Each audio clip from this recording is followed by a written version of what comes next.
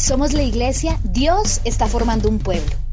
Nuestra misión es establecer el reino de Dios en nuestra ciudad y en nuestra nación. Ganar a los perdidos para Cristo, afirmándolos por medio de la liberación, la sanidad y la paternidad de Dios.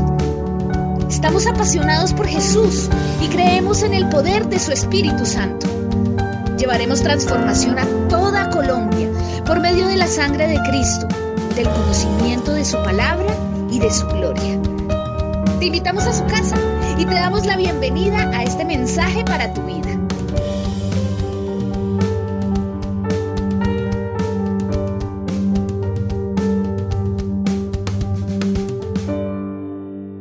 Dice la palabra en Romanos, carta a los Romanos 12:2. Yo le voy a pedir que usted lo lea conmigo, amén. ¿Le parece? A la cuenta de 3 lo vamos a leer todos unánimes. Dice, a la cuenta de 3, amén. 1, 2, 3. No os conforméis a este siglo, sino transformaos por medio de la renovación de vuestro entendimiento, para que comprobéis cuál es la buena voluntad de Dios, agradable y perfecta. Suena como genial el tema, ¿no? Amén. Tenga ese ahí, tenga muy presente Romanos. Y vamos a Hechos, carta de los Hechos, capítulo 3, verso 19 al 21.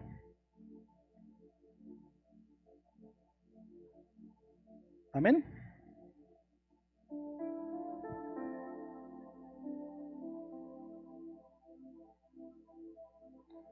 Hechos 3, 19.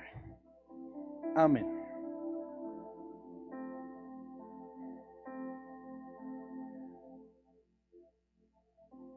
Dice la palabra. Así que arrepentíos y convertíos para que sean borrados vuestros pecados, para que vengan de la presencia del Señor tiempos de refrigerio. 20. Y Él envía a Jesucristo, que os fue antes anunciado. 21.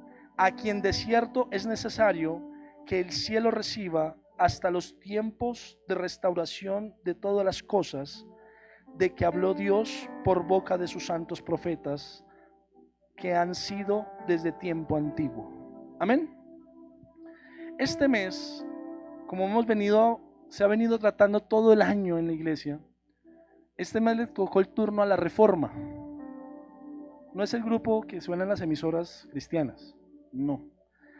Es esa posición que produce que tu vida sea bendecida.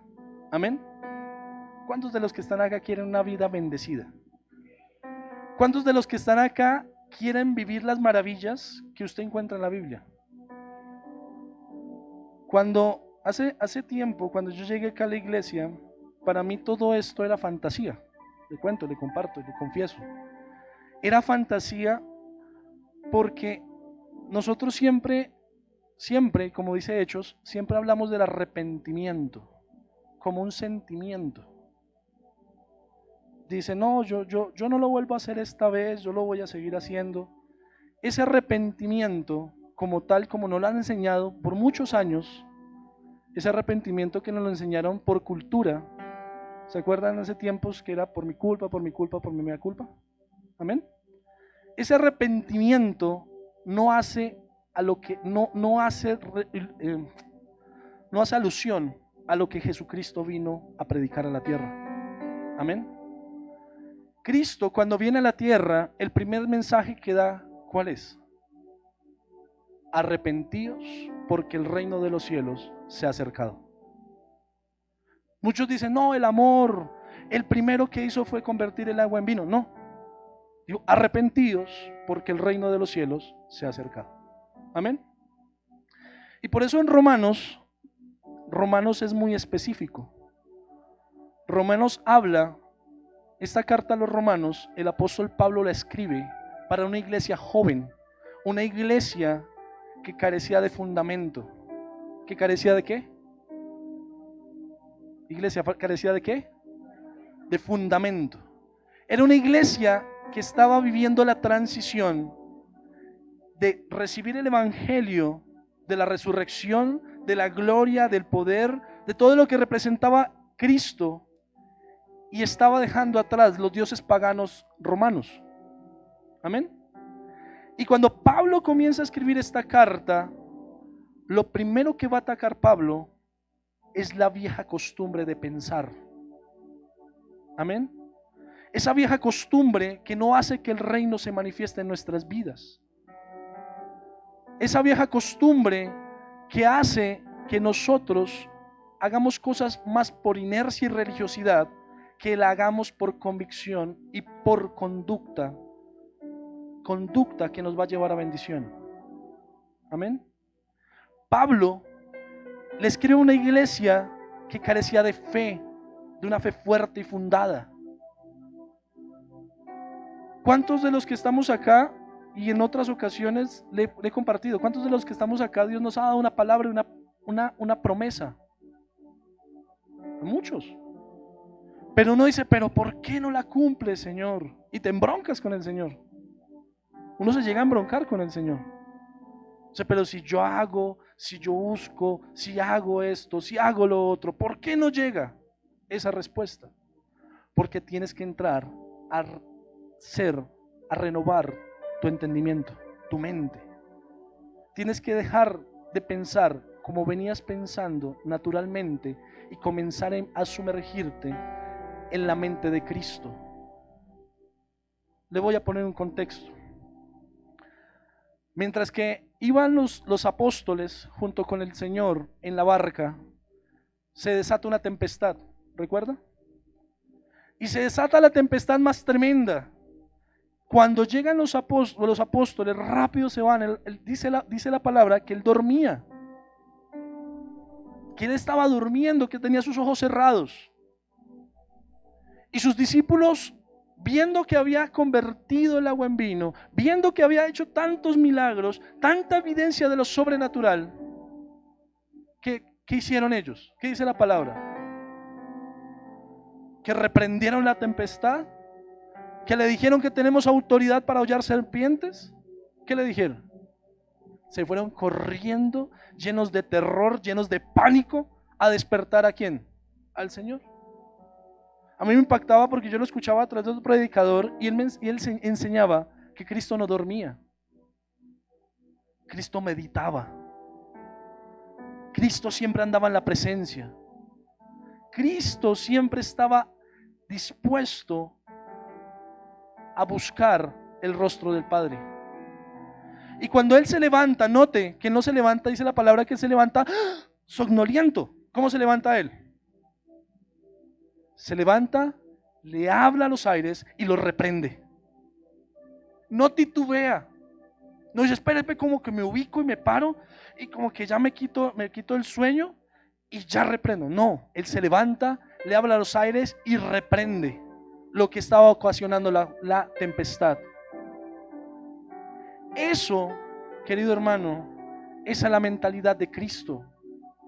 Cristo no vino al mundo para dejarnos una conducta religiosa y una conducta legalista, sino Él nos trajo una conducta de ciudadanos del reino, de hijos de Dios, por la cual nosotros tenemos autoridad para reprender y para desplazar toda circunstancia adversa que nos lleva a no caminar en su propósito. Amén. Amén, iglesia. Dice la palabra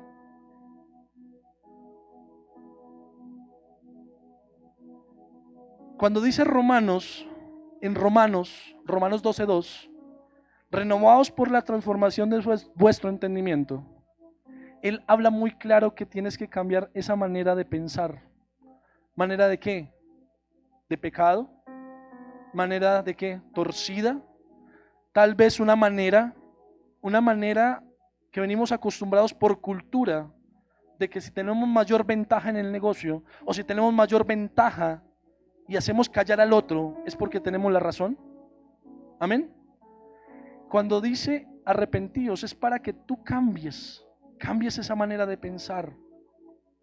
no es una reprensión porque te estés portando mal, sino que la conducta por la cual tú te desarrollas, esa conducta es proveniente de tu mente.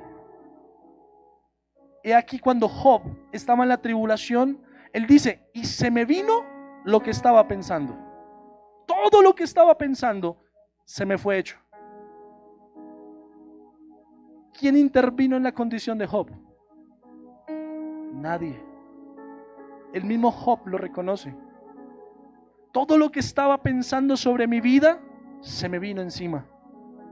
Toda la tribulación se me vino encima. Tal vez tú en casa has pensado, no soy capaz, soy incapaz. Te han dicho, tú vas a predicar, tú vas a pararte, tú vas a profetizar, tú vas a levantar familias, tú vas a ser un empresario. Pero por tu conducta y por tu mente pasa la idea que no eres capaz, que nunca lo vas a lograr, por la cultura que vienes atravesando, por la cultura de donde naciste, de donde creciste.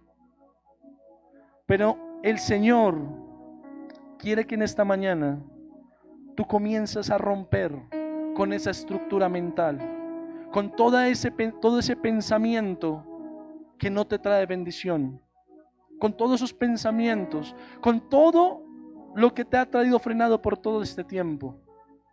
Amén. Mire lo que dice en la palabra en Mateo 28, capítulo 18 al 20.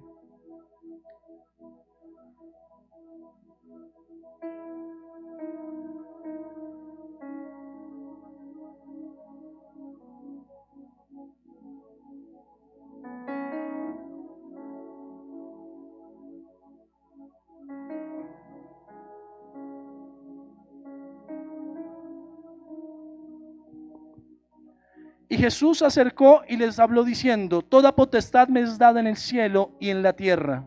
Por tanto, id y haced discípulos a todas las naciones, bautizándolos en el nombre del Padre, del Hijo y del Espíritu Santo. Eso fue una orden que el Señor dejó. No fue algo opcional. Fue un poder y una autoridad que dejó Cristo. Te la dejó a ti y a mí, para que hiciéramos que lo que era natural para nosotros, para lo que era imposible con nuestra humanidad, en lo sobrenatural de Cristo fuese posible. Amén. Por eso cuando Cristo da esta instrucción, se lo da a los discípulos, hombres que caminaron con Él, fueron partícipes de milagros, fueron partícipes de lo sobrenatural. Y en este tiempo Cristo necesita una iglesia que se levante para que manifieste el reino, para que manifieste lo sobrenatural. Bueno, pero ministro, ¿cómo se hace eso? Eso arrancó hace muchos años, muchísimos años. Hoy usted y yo estamos sentados en este lugar y nos podemos llamar cristianos protestantes, porque un hombre, siendo de formación católica, de formación, él se levanta, estudia la palabra a profundidad, y esta carta en especial, la de Romanos, que fue Martín Lutero, el monje. Él se levanta, comienza a ver que la religión comienza a engañar, nos quiere engañar, nos quiere quitar espacios que a solo Dios le pertenecen. Lutero comienza a encontrar que los indultos que se pagaban en Roma no tenían fundamento en la palabra. Él comienza a notar que pagar un culto o un servicio por el familiar fallecido no iba a ser. Él comienza a ver que la palabra, cuando dice que el velo se rasga, es porque el velo se rasgó. Y no era para que la palabra solo se transmitiese en latín, como originalmente lo pensaban, sino era que era capaz y era permitida para todo mundo, para todo el que creyese en él. Esa es la reforma. Eso fue lo que hizo Lutero, y por eso usted y yo estamos hoy sentados. Por eso hoy tenemos poder y autoridad, Porque este hombre fue un reformador de estos tiempos. Él reformó todo el concepto religioso y lo trajo a una relación con Dios. Él entendió que la conducta religiosa era providencia de hombres, mas no de Dios. Era producto del hombre cómo sublevar al otro. Era cómo quería la religión no permitirnos llevar al potencial máximo que Dios sí nos dio en Génesis. Amén. Váyase rápidamente a Génesis 1:28. Cuando Adán y Eva pecan, cuando Adán y Eva se apartan del diseño original, ellos le ceden el derecho legal a Satanás. Mire lo que dice Génesis 1:28. Y los bendijo Dios y les dijo: fructificad y multiplicaos, llenad la tierra y sojuzgadla, y señoread en los peces del mar, en las aves de los cielos y en todas las bestias que se mueven sobre la tierra. Ese es el diseño de Dios para tu vida. Eso es lo que trae la reforma. Eso es lo que trae una mente renovada y una mente nueva en Cristo. Cuando Lutero se encuentra que había una religión que no permitía y no se movía bajo el diseño original, él comienza a levantarse. ¿Y le costó? Le costó, tuvo persecución. Él tuvo que refugiarse en una nación porque un noble de esa nación le guardó. Y él comienza a escribir cartas, comienza a escribir libros y comienza a enviarlos. Y otros hombres como él se comienzan a levantar y comienzan a decir: yo quiero lo que realmente dice la Biblia. No quiero ser un lector de la palabra, sino quiero ser un hacedor de palabra. Cuando se levanta Lutero, él ve que eso no iba a hacer nada, que estaban construyendo una organización, mas no un organismo. Cuando Lutero encuentra y se levanta, Lutero se levanta e encuentra una organización muy ordenada, valga la redundancia. Pero habían encadenado al Espíritu Santo, habían encadenado y habían dejado por el piso el sacrificio del Cordero. Cuando él encuentra eso, él comienza a levantarse, no con armas, no con insultos, sino a través de ¿qué? De la palabra. Con la misma palabra comienza a romper estructuras que por siglos había cogido a la humanidad a través de la religión. Les había cauterizado su mente, que no había otro método sino era ese. Y por eso le quiero compartir Génesis 1:28. Porque ahí, cuando Adán y Eva se apartan del Señor, le entregan el diseño original a Satanás. Y Satanás es experto en copiarlo del cielo y volverlo añicos.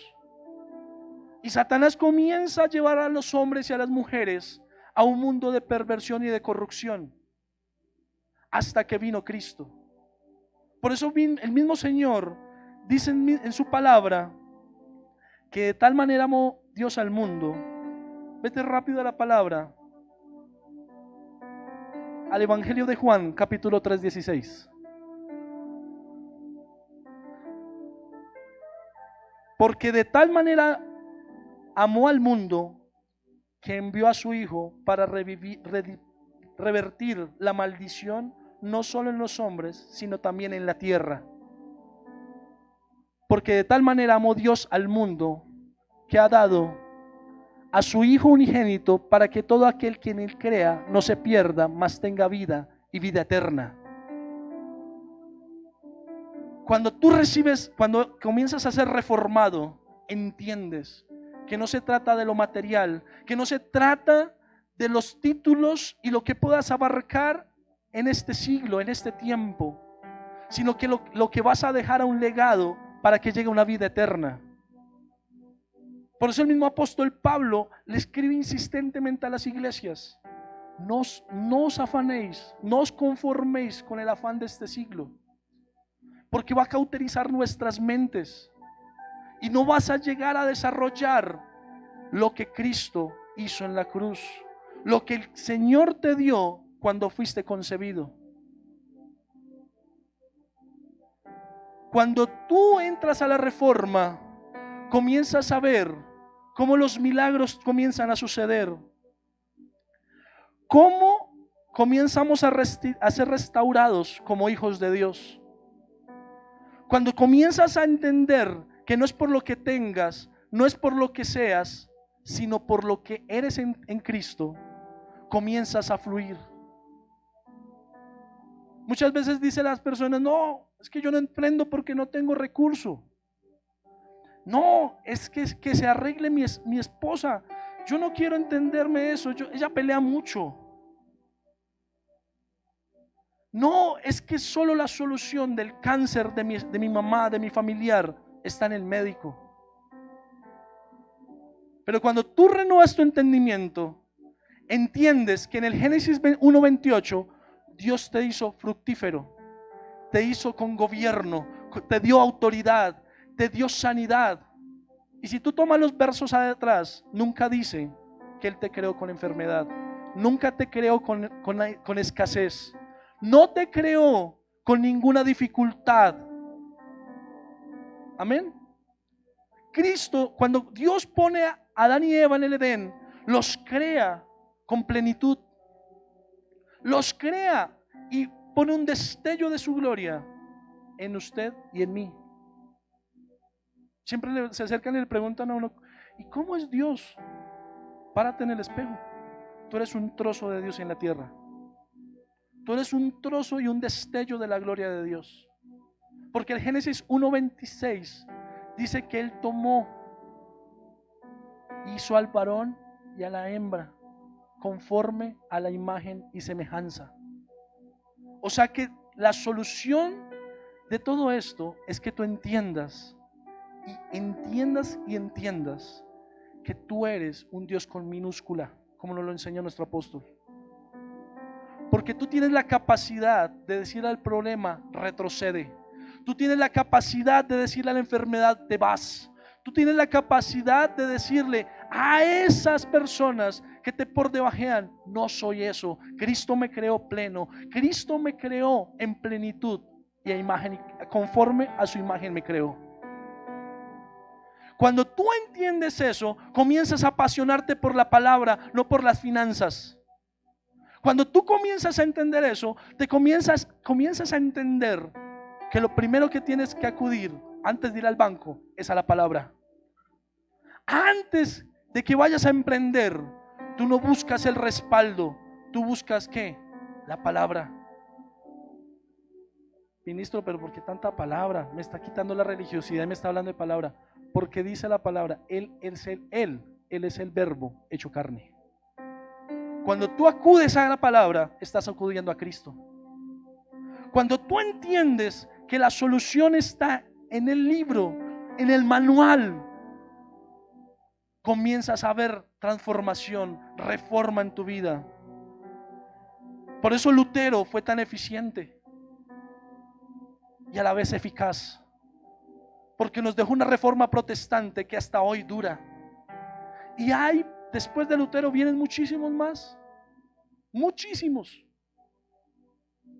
Uno de estos reformadores, nuestro apóstol, el apóstol Marco Díaz. Cuando arranca no había nada en el evangelio en Colombia, nada, perseguidos, los mataban acá en Colombia. Así se cumple el dicho, dice, hay muchos que dicen: queremos la gloria, mas no la historia. Y él nos cuenta, él cuenta que dice un día yendo a un pueblo de Boyacá, dice que él sale y predica y comienza a predicar la verdad, y usted y yo sabemos cómo predica la verdad el apóstol. Él la predica sin anestesia, pero es lo que necesitamos nosotros. Y él dice que predicó en ese lugar y él sale, y a las salidas de ese pueblo lo estaban esperando ciertas personas incómodas con su predicación para matarle. Para matarle, pregúntenle un día, acérquese. Y él dice que él cogió el carro donde iba Y dice, o era el abismo, porque estaban atravesados en la carretera, estaban totalmente apostados en la carretera, o era el abismo o era el barranco.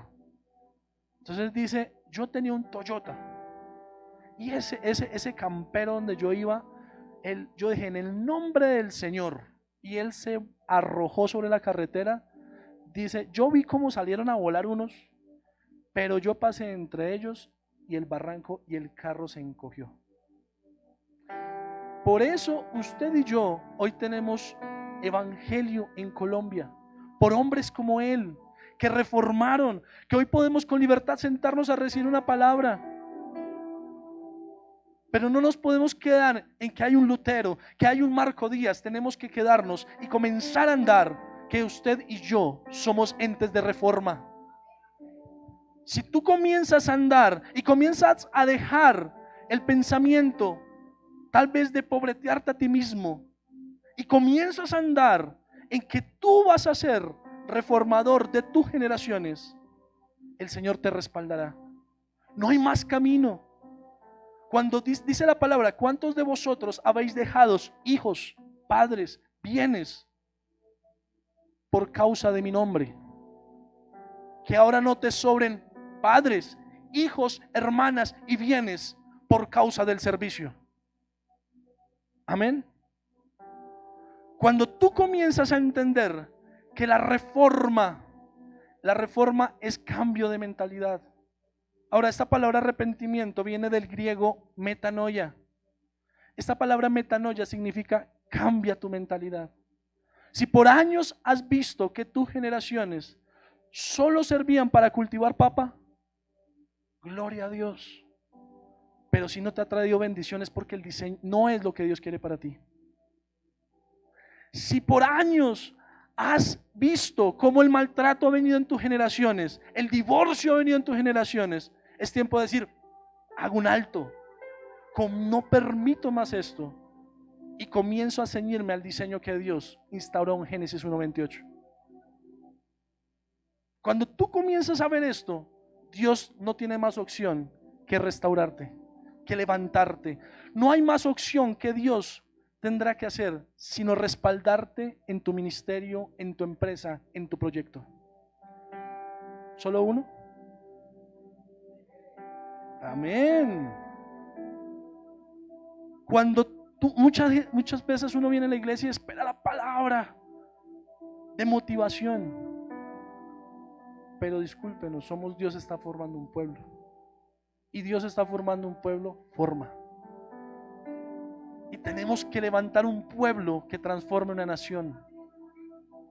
Por años nuestro apóstol ha orado, más de 50 años lleva orando, que Colombia sea bañada con la sangre de Cristo, que Colombia sea llena del conocimiento de la gloria de Dios. Esa ha sido la oración por años de ese varón. Muchas veces usted pasa por ahí, ni le da la importancia, pero así ha sido la oración de él, y por años lo ha orado. ¿Y sabe qué es lo tremendo de esto? No es la oración, no es que se haya dedicado tanto tiempo. Lo tremendo de esto es que lo está viendo. A mí me eriza y a mí me conmueve y me confronta. Me eriza la piel. ¿Sabe por qué?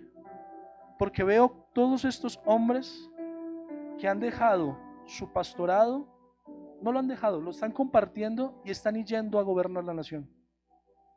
¿Y cómo vienen y lo buscan a él? Porque entienden que él, por causa de su oración, les dio un piso para que estén proyectados ellos ahorita, en la actualidad. Y es tremendo. Y yo siempre le he dicho a mis discípulos, siempre ora y declara con tu boca que tu oración tú la tienes que pisar y la tienes que tocar. Tú tienes que declarar que esa oración que tú das no entrará en saco roto, sino que tú la tocarás y tú la pisarás. Cuando tú comienzas a entender, comienzas a recibir, eso es recibir la mente de Cristo. Cuando comienzas a ver eso, la religión comienza a huir. Cuando comienzas a caminar eso, el legalismo se va yendo. Cuando tú comienzas a seguir y comienzas a recibir la reforma, las promesas de Cristo comienzan a venir sobre ti. La multiplicación te alcanzará. La autoridad te alcanzará solamente cuando entres a la reforma. Cuando tú cambias tu mentalidad, todo lo que Cristo hizo en el madero será para ti también. Cuando tú provocas que tu mente no sea una mente reprobada por pecado, sino una mente aprobada por el conocimiento de la palabra, por el conocimiento de la gloria de Dios, vendrá la autoridad. Le dirás a este monte, muévete, y él se moverá. Le dirás a este gigante, a esta dificultad, muévete, y se moverá. Pero dice la misma palabra, en una llave no pueden salir dos tipos de agua. No puede salir agua dulce y agua amarga. Es necesario que en esta mañana tú te levantes y comiences a recibir la mente de Cristo, para que todo lo que tú hagas en aquí para adelante, para tus generaciones, sea sembrarlos en el diseño original de Dios.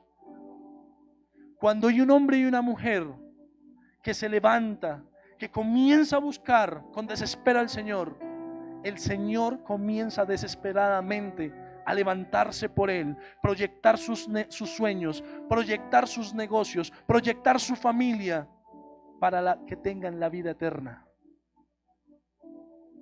Cuando usted comienza a desesperarse porque tenga una mente aprobada por Cristo, Dios comienza a desesperarse por ti, a complacerte, porque Él sabe que tu corazón y tu mente le pertenecen a Él, no a la queja, no al chisme, no al desánimo, sino le pertenecen ¿a quién? A Cristo. Y Cristo no vino, Él no vino por una familia, Él no vino por un barrio, Él vino por la humanidad entera. Por eso cuando tú comienzas a verlo tan pequeño, estás haciendo a un Cristo pequeño. Pero cuando comienzas a ver lo grande del plan divino de salvación, comienzas a ver cómo Dios comienza a volverte un instrumento útil. Esta mañana el apóstol nos predicaba y nos compartía. Decía, a mí me impactaba, decía Italia. Hablaba la profecía en Apocalipsis 18. Y comenzaba a decir, y no es que me alegre, decía, no me alegra, pero sí anhelo que la iglesia se levante y ore y hagan para que esta nación no se pierda. Porque Dios dio a su único hijo. ¿Para qué? Para que toda la humanidad fuera salva. Amén. Póngase sobre sus pies.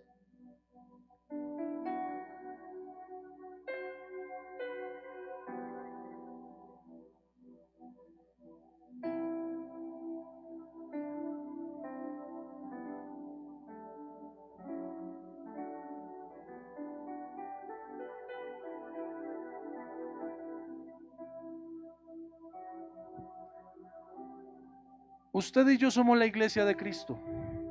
Amén. Usted y yo representamos la novia. Amén. Y en esta mañana le vamos a pedir al novio que nos dé su mente. Vamos a llevar nuestra mente a la obediencia en Cristo Jesús. Cierre sus ojos ahí donde está. Vamos a orar. Y vamos a pedirle al Señor que venga esa reforma a nuestras vidas. Que venga renueve nuestros pensamientos. Ya no veremos insignificante las cosas. Ya no pensaremos como esclavos, sino comenzaremos a pensar como hijos.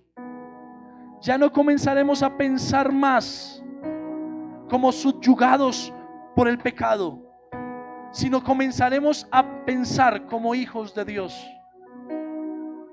Todo ojo se cierra para que tú en esta mañana recibas lo que va a desatar bendición sobre tu casa. Cierra tus ojos ahí donde estás. No mires a nadie. No mires a nadie. Y comienza a declarar.